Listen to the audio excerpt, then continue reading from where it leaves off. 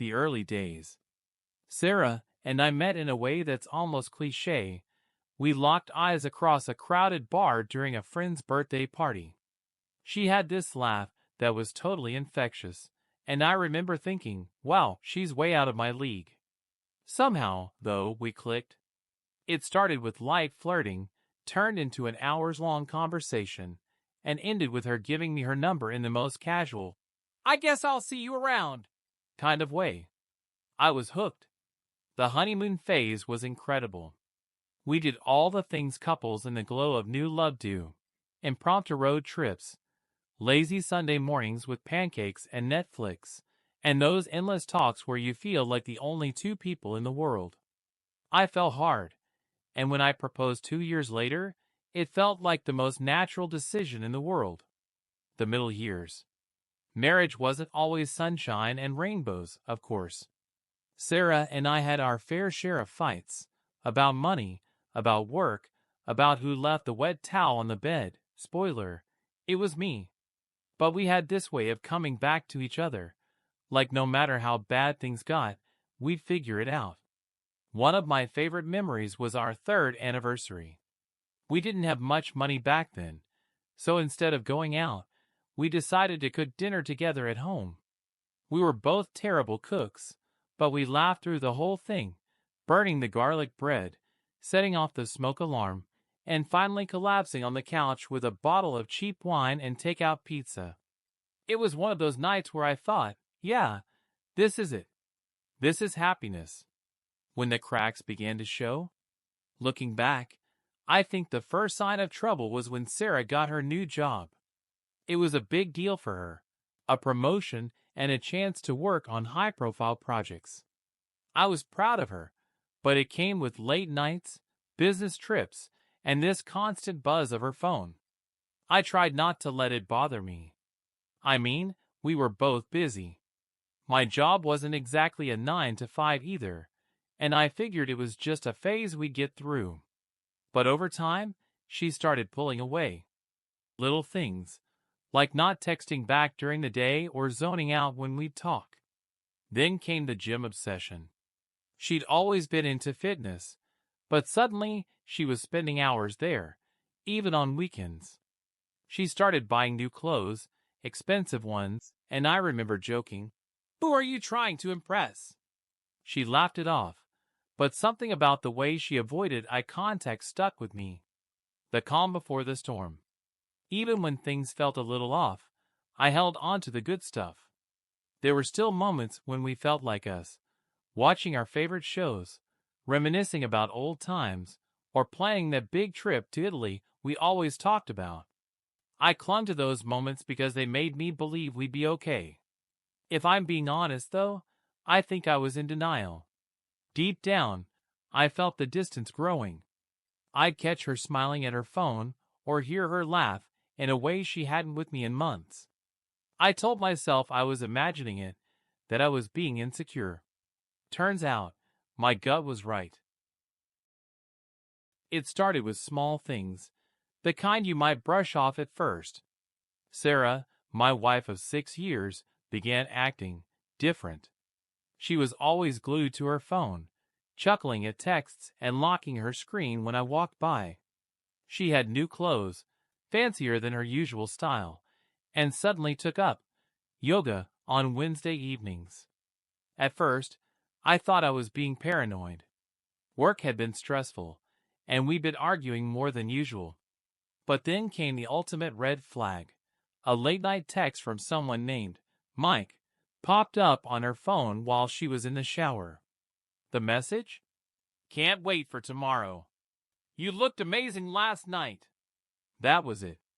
My stomach dropped, my blood ran cold, and I knew something was going on. But instead of confronting her right away, I decided to dig deeper. I wasn't just going to accuse her and let her deny it. I needed proof and a plan. The next morning, I told her I was working late.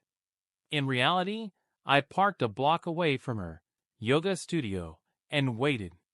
Sure enough, there she was, walking arm in arm with a guy who was definitely not her yoga instructor.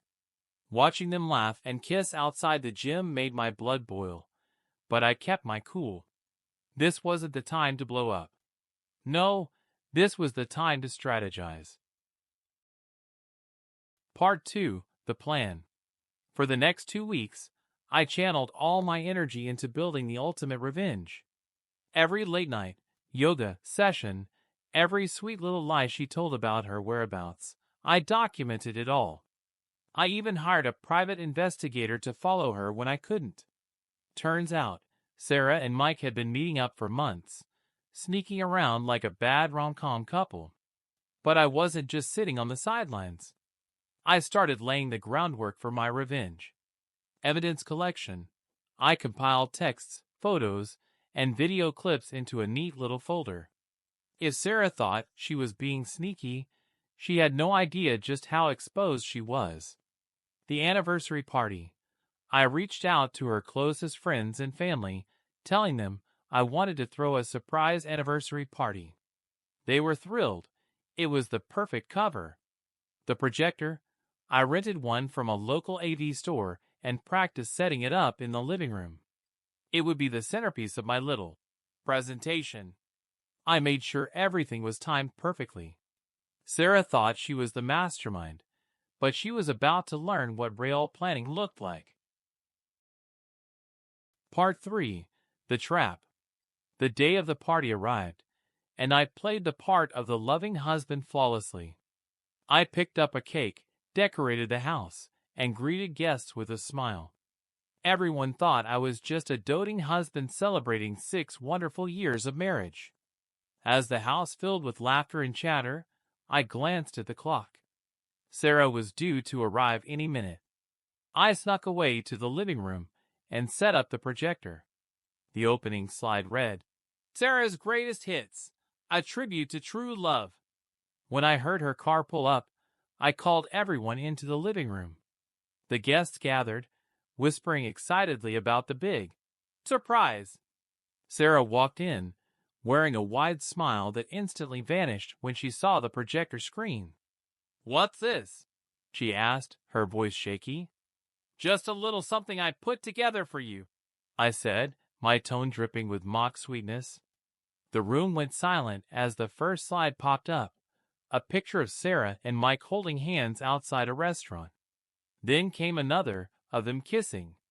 Then screenshots of their texts, graphic, incriminating, undeniable. Part 4, The Exposure. As the slideshow continued, the gasps in the room grew louder. Sarah's best friend clutched her chest. Her parents looked horrified. Someone muttered, "Oh my God!" Sarah stood frozen, her face pale as a ghost. "This isn't what it looks like," she stammered. "Oh, really?" I said, feigning surprise. "Because it looks like my wife's been screwing Mike from yoga class. But please enlighten us." She started crying, which only made things more awkward. Her mother tried to console her, but her father, bless him, turned to me and said, "Son, I had no idea. I'm so sorry." And where was Mike? Nowhere to be found.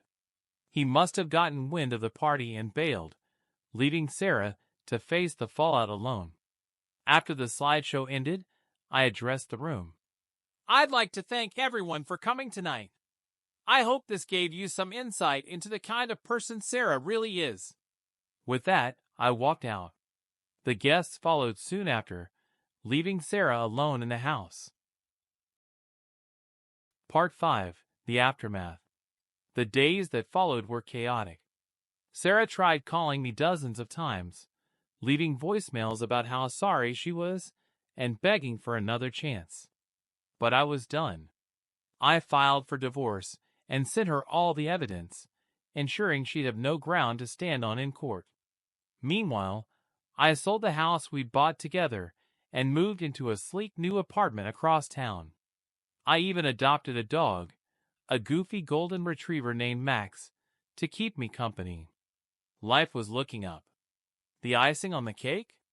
I disputed every expense Sarah racked up on our joint credit card during her affair. From fancy dinners to hotel stays, it all got flagged as fraud. Mike ended up footing the bill, and from what I heard, their relationship didn't survive the fallout. As for me, I started a new chapter. I met someone kind, genuine, and nothing like Sarah. And whenever I think back to that night, I can't help but smile. Because sometimes, the best revenge isn't just exposing a cheater, it's thriving in their absence.